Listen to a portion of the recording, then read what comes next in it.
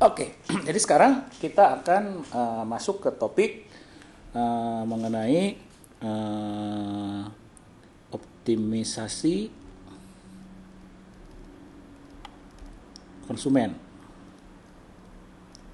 Ya, jadi yang dibahas di sini adalah kalau kemarin kita hanya cuma membahas tentang bagaimana kita memformulasi menteorikan perilaku konsumen dalam mengilustrasikannya dalam bentuk fungsi utility dan juga indifference curve dan indifference map. Jadi seperti kita bahas kemarin, kita bisa mengilustrasikan preferensi konsumen melalui utility function yang bisa digambarkan dari indifference curve seperti ini contohnya ya. Ini dimana tingkat utility yang lebih tinggi itu diwakili oleh tingkat indifference curve yang lebih tinggi. Jadi artinya semakin ke atas seperti ini, maka semakin tinggi tingkat utility yang dicapainya. Oke. Nah, tentunya konsumen itu kita harus mempunyai bukan prosedur tapi konsumen selalu menginginkan, yang kita asumsikan konsumen itu akan selalu menginginkan utility yang setinggi-tingginya yang bisa dia capai. Jadi kalau kata Pak Martin dalam membahas tentang optimisasi, kalau misalkan si konsumen itu tidak mempunyai kendala, ya, maka artinya kalau kita memaksimumkan utility tanpa kendala, maka tentunya dia akan mencari tingkat indifference curve yang setinggi-tingginya. Dan tentunya kan itu tidak realistis. Kita mau yang realistis. Ya. Oleh karena itu, karena apa yang menjadi kendala dari si konsumen, tentunya income yang dia punya, ya, terbatas. Jadi dia tidak mempunyai income income saya notasikan sebagai M yang tak terhingga, ya. Income rumah tangga itu terbatas. Jadi sekarang kita coba perkenalkan kendala yang dihadapi oleh konsumen, yaitu income yang terbatas. Ya. Jadi kita masuk kepada apa yang disebut dengan kendala anggaran atau budget constraint. Sekarang dengan adanya kendala anggaran, apa sebenarnya yang dihadapi oleh konsumen? Ya. Yang dihadapi oleh konsumen, yang dimiliki oleh konsumen itu adalah preferensi. Jadi yang dimiliki oleh konsumen adalah fungsi utility, ya, fungsi dari dua barang misalkan, ya. Oke. Tetapi yang dihadapi oleh konsumen itu ada beberapa kendala. Ya. Kendala yang pertama adalah dia mempunyai income yang terbatas. Ya. Jadi dia mempunyai M yang terbatas. Ya. Itu pertama. Yang kedua, konsumen juga menghadapi kenyataan bahwa barang itu ada harganya. Ya. Jadi ada harga barang yang dihadapi oleh konsumen, di mana si konsumen tersebut juga tidak bisa mempengaruhi harga barang tersebut. Jadi ini given, istilahnya kalau dalam bahasa kerennya ya, given to the consumer atau exogenous to the model. Ya. Gitu, given to the consumer. Ya. Nah sekarang bagaimana kita mengilustrasikan kendala ini ke dalam gambar atau ilustrasi geometris yang sudah kita pelajari sebelumnya. Oke, jadi kalau kita misalkan kita balik ke gambar yang pernah kita buat, ya. Di tengah ini vertikal mengukur horizontal mengukur X dan vertikal mengukur Y, jumlah barang Y yang dikonsumsi.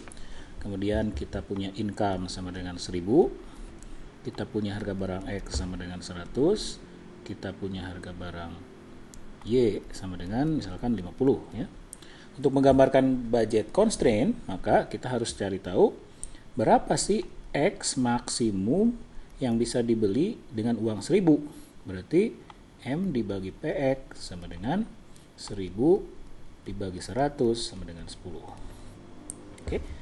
Jadi sementara Y maksimum yang bisa dibeli adalah M dibagi PY sama dengan 1000 dibagi 50 sama dengan 20. Berarti kalau ini 20, ini 10, maka titik A adalah titik maksimum X yang bisa dibeli kalau semua uang dibelanjakan untuk X.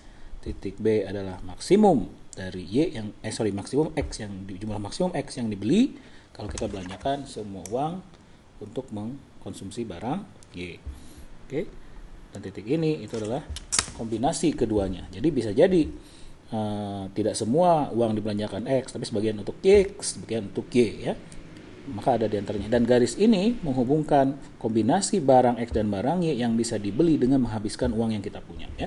Kita bisa buktikan misalkan dengan cara membuat fungsi persamaan ini, ya. Nah, jadi secara formal maka budget concern itu artinya uang yang kita belanjakan untuk X ditambah uang yang kita belanjakan untuk Y harus sama dengan income, ya. Kita bisa solve untuk income, berarti Y sama dengan M dibagi PY dikurangi PX per PY dikali X, ya. Dengan angka yang kita punya kita bisa masukkan M dibagi PY itu adalah 20, PX per PY 100 dibagi 52 dari 2X. Artinya kalau kita ingin mengkonsumsi barang X-nya itu 5, ya, katakanlah di sini. Di sini 5. Ya, di sini 5. Maka berapa ya yang dia konsumsi untuk menghabiskan uangnya? Ya, tinggal masukin aja ke persamaan ini. Sama dengan 20 dikurangi 2 kali 5 sama dengan 20 dikurangi 10, ya. Berarti berapa? 10. Berarti ini 10. Betul nggak itu menghabiskan uangnya? Kita cek aja. Kalau harga barang X 100, maka dikali jumlah barang yang kita beli 5 ditambah harga Y 50 dikali barang yang dibeli 10 itu 50 ditambah 100 dikali 5 sebentar ya, ini hapus dulu. Ya, 100 kali 5 berarti 5 kali 100, 500 ditambah 50 kali 10 500 berarti 1000. Berarti terbukti titik C ini menghabiskan uang 1000 yang dimiliki oleh si konsumen. Oke, nah sekarang bagaimana konsumen sekarang melengkapi penyelesaian masalahnya? Nah, kita bisa balik lagi ke sini. Kita bikin gambar tadi ulang, ya. Nah, ini adalah X, ini adalah Y. Katakanlah kita tadi punya budget constraint di sini misalnya. Ya. Nah, sekarang kita tahu bahwa ini adalah budget constraint-nya. Jadi konsumen sepanjang garis ini itu adalah kombinasi yang dia bisa beli. Nah, kita balik lagi ke utility. Sekarang dari kombinasi ini mana konsumen bisa beli di sini, bisa beli di sini, bisa dibeli di sini, berapa, mana yang paling baik buat dia, dan satu-satunya ini benchmark baik atau tidaknya atau paling yang diinginkan adalah utility. Jadi ketika dia harus membeli barang di titik A, ketika memilih atau di titik B, mana yang dia pilih itu harus yang paling tinggi utility-nya. Jadi untuk mewakili utility-nya kita bisa sekarang gambarkan indifference curve-nya. Nah, ini katakanlah indifference curve-nya.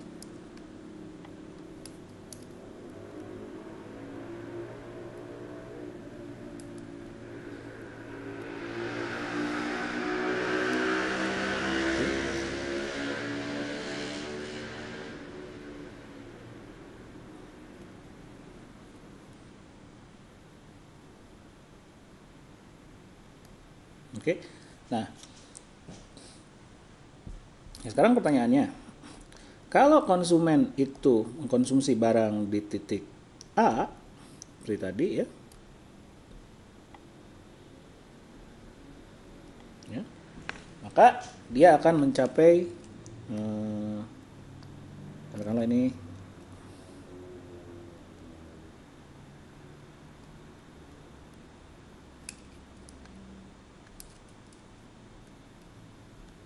utility A itu dia mencapai utility 2. Apakah ini yang paling baik buat konsumen? Tentu tidak. Karena kenapa? Karena konsumen mungkin atau bisa untuk merubah pola konsumsinya ya dengan mengurangi konsumsi barang Y ya sampai mencapai titik ini. Katakanlah ini titik E. Titik O ya. Titik O. Titik O lebih baik dari titik A. Kenapa? Karena di titik O itu utility 3 yang dicapai di titik O itu lebih tinggi daripada utility 2 yang dicapai di titik A. Nah, karena itu konsumen akan memilih O daripada A. Apakah dia akan memilih titik yang lain? Tidak, karena kalau kita memilih titik yang lain, katakanlah titik yang ini, tentu dia akan mengurangi utility yang dia bisa dapat. Apakah dia bisa mencapai titik yang utility yang lebih tinggi? Tidak, karena dia dibatasi oleh kendala anggaran. Oke, jadi ini adalah tingkat optimum dari konsumsi yang dipilih oleh konsumen, yaitu X, saya tulis X star dan Y star. Oke, nah ini adalah yang disebut dengan optimization problem. Ini secara geometris. Oke, bagaimana secara matematis? Secara matematis, prinsipnya kita bisa aplikasikan apa yang telah diajarkan di kuliah-kuliah sebelumnya tentang optimisasi berkendala. Jadi konsumen ingin memaksimumkan utility yang merupakan fungsi dari X dan Y subject to budget constraint, yaitu apa yang dia beli harus sama dengan income yang dia punya. Oke. Bagaimana cara menyelesaikannya? Nah, Anda sudah belajar bagaimana menyelesaikan optimisasi berkendala, yaitu apa? Menuliskan Lagrange function. Oke. Lagrange L sama dengan U X Y ditambah lambda kali M min PX X min PY Y. Nah, ini Lagrange-nya. Bagaimana menyelesaikannya? Kita cari first order condition-nya. First order condition-nya itu adalah cari turunan pertama dari D Lagrange terhadap X sama dengan berarti turunan pertama dari utility terhadap X minus lambda kali PX sama dengan 0. Selanjutnya kita turunkan si Lagrange terhadap Y sama dengan DU per DY min lambda kali PY sama dengan 0. Turunkan si Lagrange tersebut terhadap lambda ya, yaitu M min PX kali X min PY kali Y sama dengan 0 ya. Nah, kalau Anda lihat persamaan ini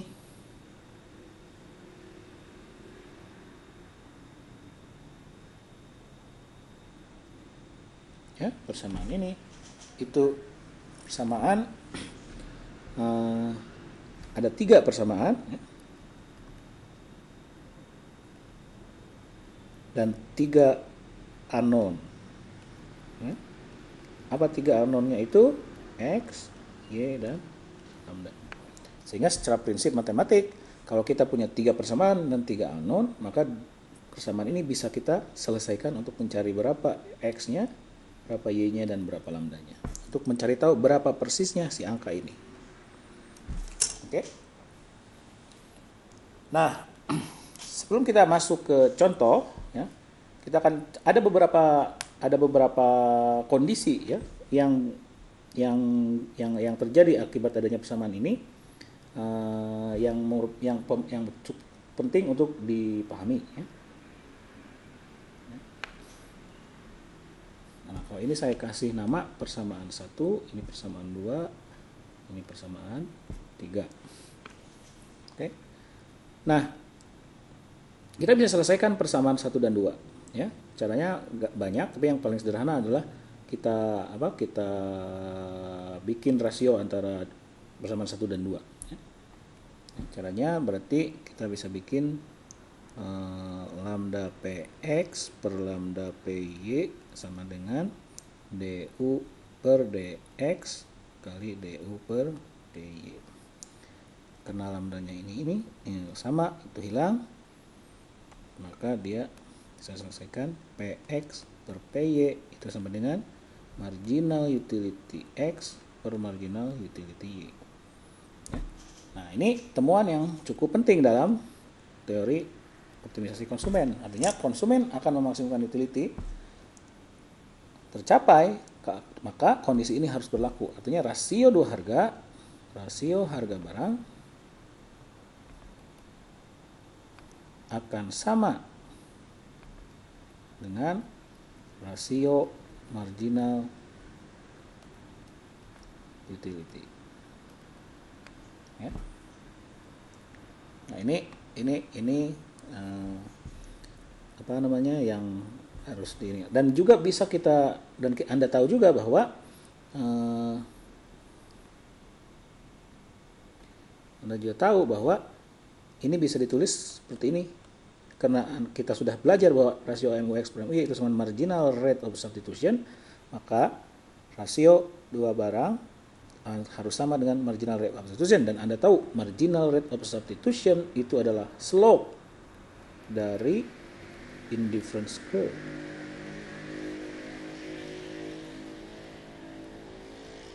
Ya. Artinya apa? Artinya pada titik optimum, ya, slope dari indifference curve yaitu MRS akan sama dengan rasio dua harga barang. Nah, ini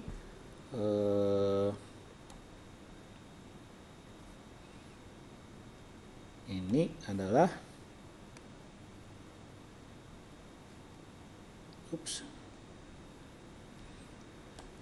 kondisi optimum yang dicapai oleh konsumen. Ya, ini kondisi optimum yang dicapai oleh konsumen. Jadi artinya apa? Artinya slope. Nah, kita balik lagi ke sini. Nah, kita lihat O. Ya. Artinya slope dari titik O, Anda lihat. Ini titik O, Anda lihat.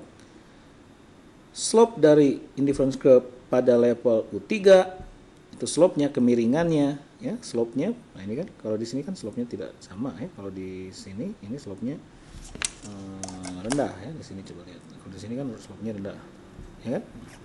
Nah, di titik O itu slope dari kurva indifference adalah sama dengan slope rasio harga barang. Kenapa? Karena slope dari budget line itu adalah rasio harga barang. Oke, ini temuan yang penting. Jadi artinya slope dari indifference curve harus sama dengan slope dari rasio harga barang.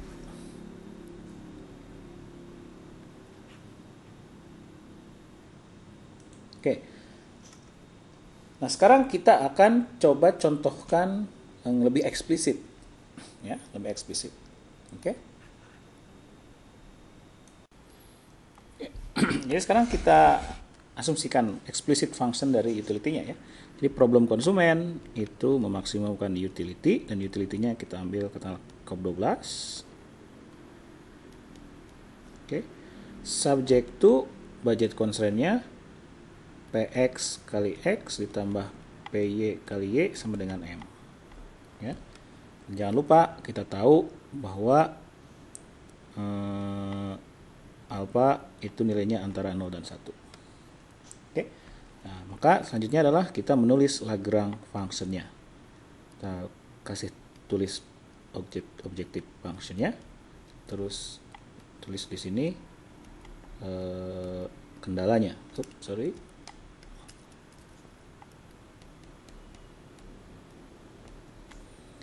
Oke, cari first order condition-nya.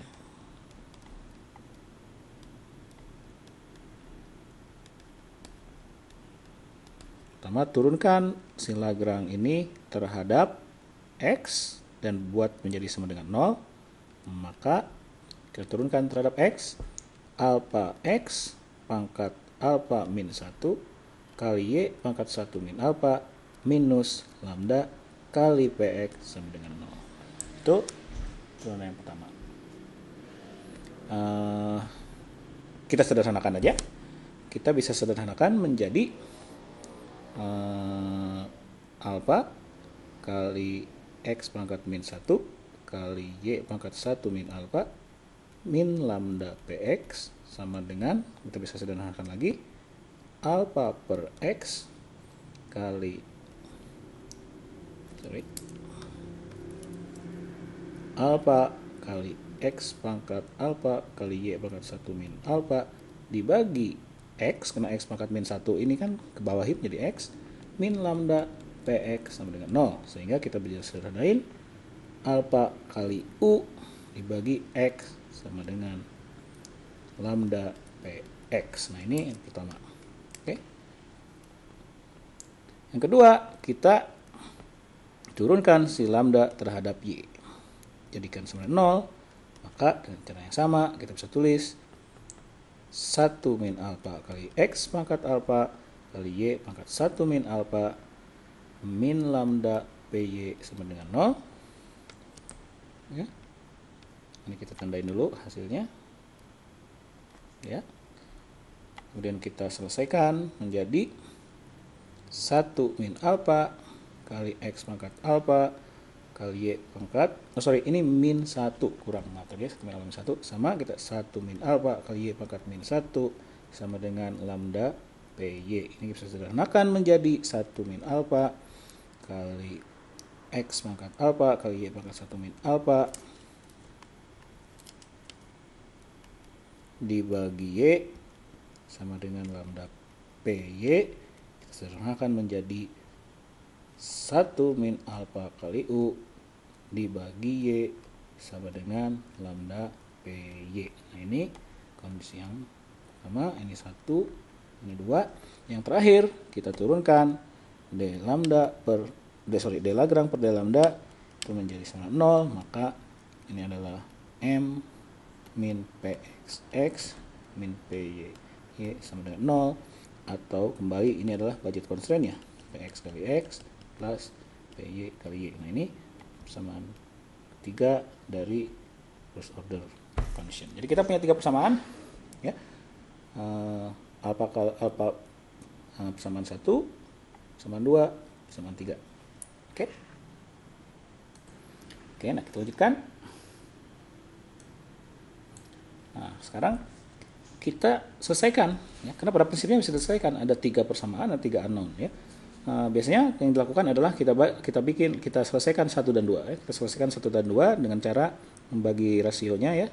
Lambda px per lambda py sama dengan alfa u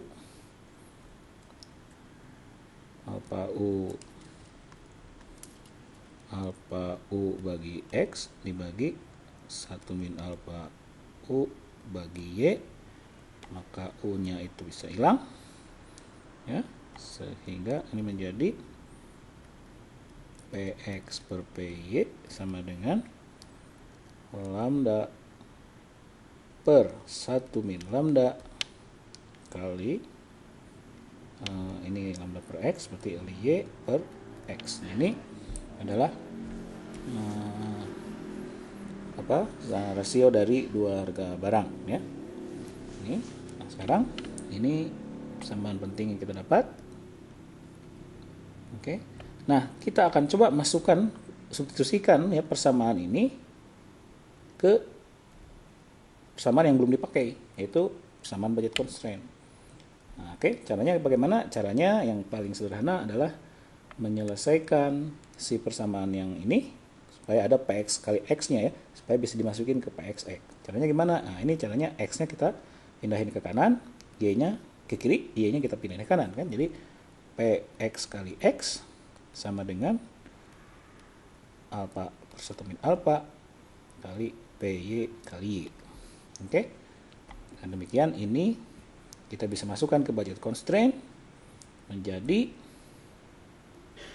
m sama dengan px kali x, kita ganti plus py kali y. Oke. P dan y itu kita bisa kumpulkan, kita kolek. Di m sama dengan PY kali Y ya, kali dip alpha 1 min alpha plus 1. Oke. Kita coba selesaikan lagi di sini ya, supaya ada ruang. M sama dengan PY kali Y. Nah, ini kita samakan yang bawahnya, penyebutnya 1 min alpha plus 1 min alpha. Ya. Sehingga dia menjadi PY kali Y sama dengan alpha dikurangi alpha hilang 1 per 1 min alpha, 1 per 1 min alpha ya.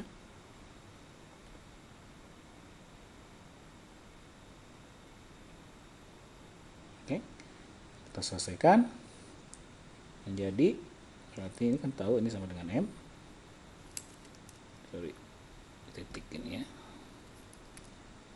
Nah, kita selesaikan terhadap Y, berarti Y sama dengan Y nya satu alfanya ke ini 1 min alpha kali M bagi PY. Nah, ini adalah Y star. Jadi berapa Y nya yang kita dapat yang optimumnya. Nah, sekarang bagaimana menyelesaikan X ya? Karena kita udah dapat Y nya, X nya kita bisa selesaikan juga ya. Bagaimana caranya? Kita bisa masukkan PY ya. Ini bisa kita masukkan di sini. PY sama dengan 1 min alpha kali M. Kita masukin ke budget constraint lagi. M sama dengan PXX plus PY nya kita ganti 1 min alpha kali M ya. M nya bisa kita collect, M min 1 min alpha kali M sama dengan PX kali X. Oke, berarti M 1 min 1 plus alpha sama dengan PXX. Ini menjadi alpha M sama dengan PXX. Ini kita bisa selesaikan, X sama dengan alpha kali M dibagi X. Nah, ini dapat X star sama dengan alpha kali M dibagi PX ya. Nah, inilah hasil dari optimisasi kita. Nah, sekarang kita bisa menghitung berapa berapa yang optimum ya, yang optimumnya. Ini contoh dengan BPN, misalkan untuk contoh kita, kalau fungsinya ke 12 tadi, maka kita tahu kita punya income sama dengan 1000 ya. Kita punya harga barang PX itu sama dengan 100, kita punya harga barang Y itu sama dengan 50. Maka sekarang kita bisa tahu ya. Kita bisa tahu titik optimumnya.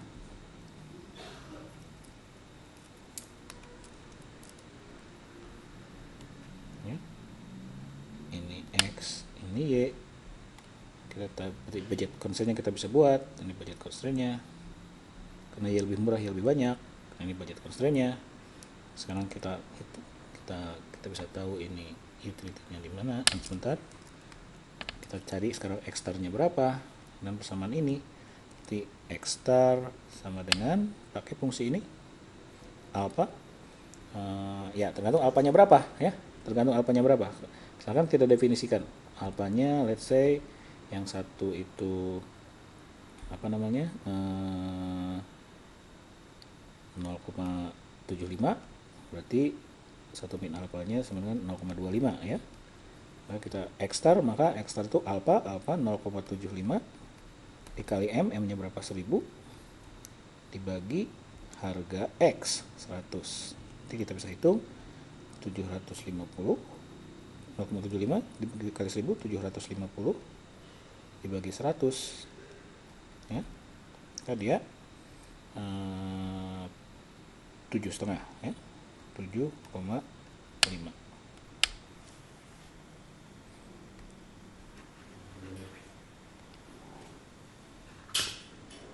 Oke, berarti Nah, sekarang kita hitung Y starnya. Y star sama dengan 1 min alpha 0,25 dikali M, M-nya 1000 dibagi Y-nya tadi harganya berapa? 50. Berarti sama dengan 250 dibagi 50 sama dengan berapa?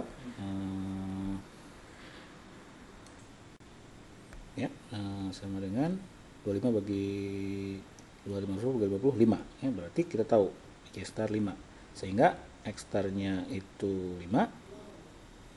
Ya, kita cari dulu ini berapa. Berarti kalau M-nya 1000, harganya 100, berarti ini 10 unit. Maksimumnya 1050, ini 20 unit. Berarti Y-nya itu 5, berarti 5 kira-kira di 10, di sini 5. Di sini 7,5.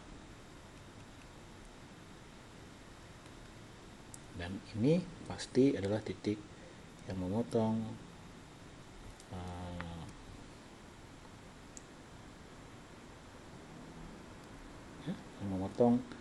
yang bersinggungan dengan kurva indifference curve. Ya, itu caranya. Oke. Nah, selanjutnya saya ingin menerangkan kepada Anda konsep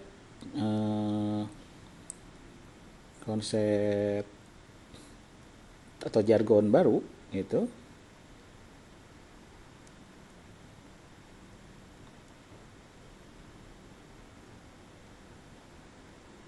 ya. Jadi si ini ya, X star dan Y star ini itu disebut dengan Marshallian demand function. Kenapa disebut demand function? Karena dia fungsi dari harga barang. Jadi X star itu dia fungsi dari PX dan Y star itu fungsi dari Y dan bukan Y, maaf, ini dari M income ya. Jadi Marshallian demand adalah fungsi di mana demand function adalah fungsi yang menghubungkan harga barang, jumlah barang yang dikonsumsi dengan harga barang tersebut dan income ya. Itu yang disebut dengan Marshallian demand function. Jadi fungsi dari income ya. Mungkin yang perlu Anda pahami adalah mengapa kok harga barang itu kan fungsi dari barang itu, kuantitas permintaan itu kan dipengaruhi oleh harga barang itu sendiri, income, tapi juga dipengaruhi oleh barang lain. Kenapa kok barang lain nggak kelihatan di sini? Ini murni karena fungsi utility kita yang Cobb-Douglas ya. Ya, fungsi Cobb-Douglas itu akhirnya Marshallian demand-nya itu tidak akan memunculkan harga barang lain ya. Tetapi secara umum itu harusnya ada ya. Jadi kalau kita pakai fungsi lain itu bisa ada. Jadi secara umum kalau misalkan kita punya fungsi yang lain ya, katakanlah CS atau yang lain, Marshallian demand itu adalah yang lebih lengkap ya. Itu adalah bukan hanya fungsi dari PX, juga fungsi dari PY dan juga income ya. Demikian juga dengan Y star, fungsi dari PX, PY dan M. Cuman kebetulan untuk kasus kita kali ini yang menggunakan fungsi Cobb-Douglas itu si harga barang lainnya itu tidak tidak masuk ke dalam fungsi produksi. Cuman ini special case ya, kasus spesial. Kasus secara umum itu enggak. By the way, kembali saya summary-kan bahwa consumer problem itu memaksimumkan utility subject to budget constraint. Oke. Nanti kalau kita bikin Lagrange-nya ya,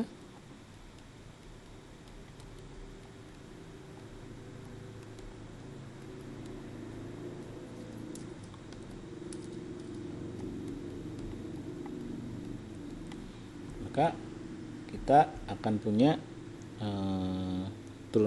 kita punya 3 persamaan ya. Persamaan yang pertama itu persamaan du per dx, ya, min sama dengan lambda kali px. Oke, persamaan kedua itu du per dy sama dengan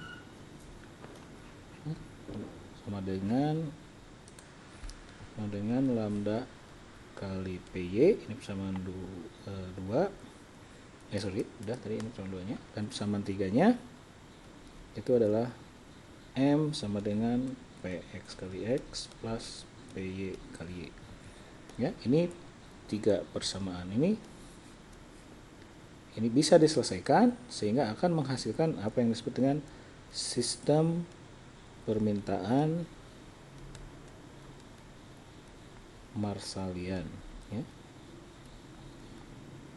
Oke, yaitu apa? Yaitu x star itu fungsi dari px, py, dan m, dan y star itu sama dengan y yang merupakan fungsi juga dari px, py, dan m. Ini Marshallian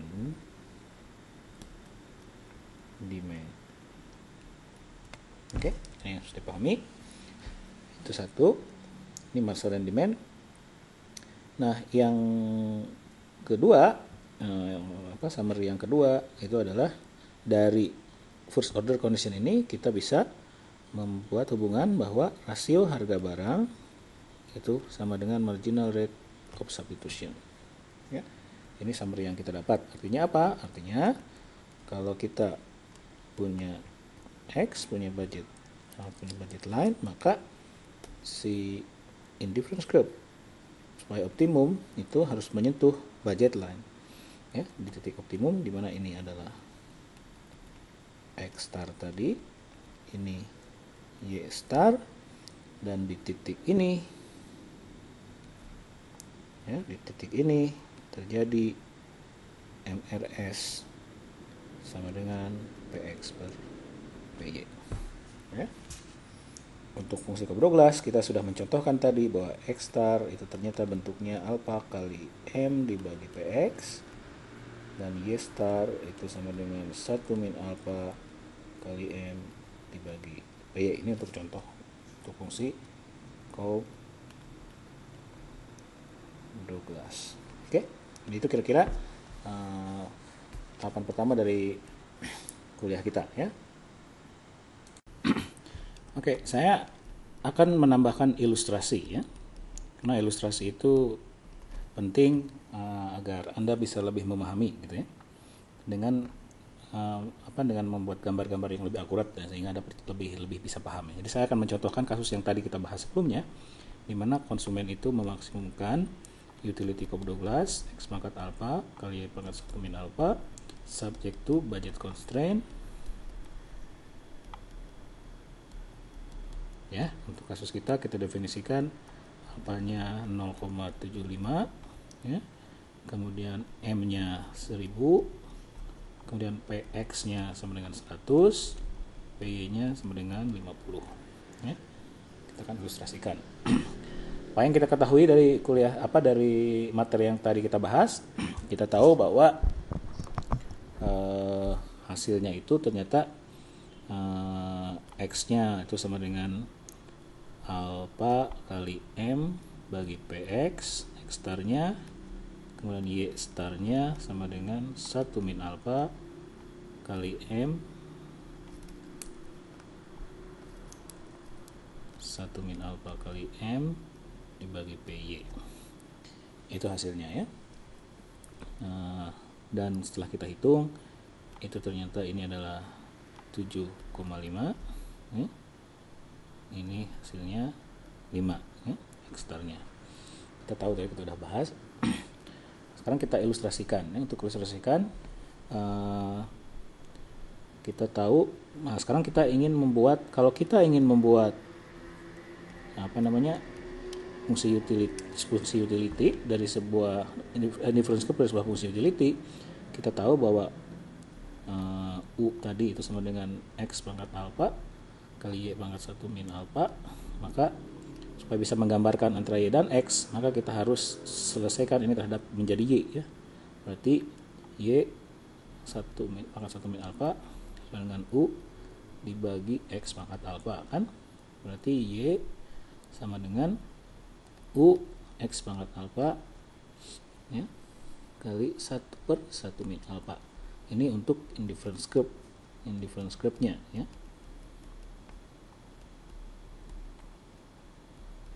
Ya, artinya apa? Artinya si Y indifference curve ini ya, itu kita bisa gunakan untuk menggambarkan ini ya. Jadi ini adalah U per X pangkat alfa kali pangkat 1/1 min alfa. Kalau budget constraint-nya kita tahu bahwa karena M itu sama dengan PX kali X plus PY kali Y, maka kita bisa tulis untuk budget constraint itu M dibagi PY dikurangi PX per PY dikali X ya. Ini untuk budget line, oke? Jadi untuk menggambarkan, nah ini persamaannya adalah M per PY dikurangi PX per PY kali X ya. Ini kita ingat ya. Sekarang kita coba gambarkan. Oke, kita definisikan alfa dulu. Misalkan kita tahu bahwa alfa itu tadi kita hitung ya, kita asumsikan 0,75. Kemudian M ya, M nya berapa? 1000. Kemudian PX itu berapa tadi? 100. Kemudian PY itu tadi berapa? 50 ya. 50. Kemudian kita buat gambar untuk persamaan untuk menggambar fungsi indifference curve ya. Tadi kita tahu itu adalah Y yang indifference curve, YI aja ya, sama dengan dia fungsi dari U dan X gitu ya. Dari X dulu aja, fungsi dari X dan U, dimana kita ambil yang ini kan, persamaan yang ini nih. Nah yang ini U per X pangkat alfa dipangkatin 1/1 min alfa ya. Ini supaya kelihatan. Nah masuk ke sini kan kita buat fungsi budget constraint. Budget constraint itu ini Y yang ini ya, kita ketik YB aja, YB fungsi dari X ya, itu sama dengan M dibagi PY dikurangi PX per PY dikali X ya. Dan terakhir ini nanti juga diperlukan ya fungsi utility-nya X pangkat alfa kali pangkat 1 min alfa. Oke, sekarang kita coba gambar grafnya. Nah, kita definisikan dulu X-nya antara berapa ya. Kita tulis X-nya antara 0 sampai 10, tapi dengan interval yang agak banyak ya, supaya gambarnya smooth. Lalu kita bikin graf plot. Nah, kita tulis X di sini. Kita tulis dulu misalkan budget line-nya ya. Nah, ini berarti budget line-nya. Kita perbesar gambarnya. Oke. Ya, terbesar gambarnya supaya ini. Nah, kemudian ini kita pastiin supaya 0 minimumnya. Oke, nah ini budget line-nya, lihat 10, 20. Kemudian kita coba dan kita tahu bahwa berdasarkan perhitungan yang kita dapat ya, kita tahu bahwa solusinya ya dari Cobb Douglas itu adalah X optimum itu sama dengan alfa dikali M dibagi PX ya. Kita tahu berarti tadi berapa? Bagi PX. Ini harus dikebawahin dikit supaya ya.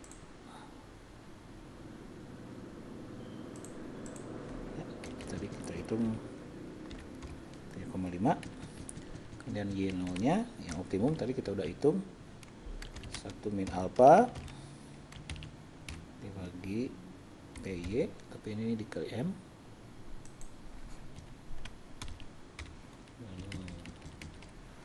nolnya 5 ya, kita itu.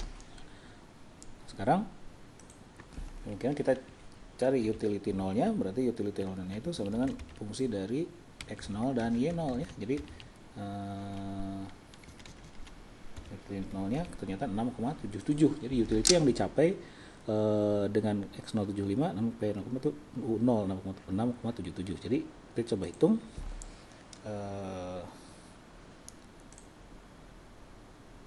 Ya, kita bisa bikin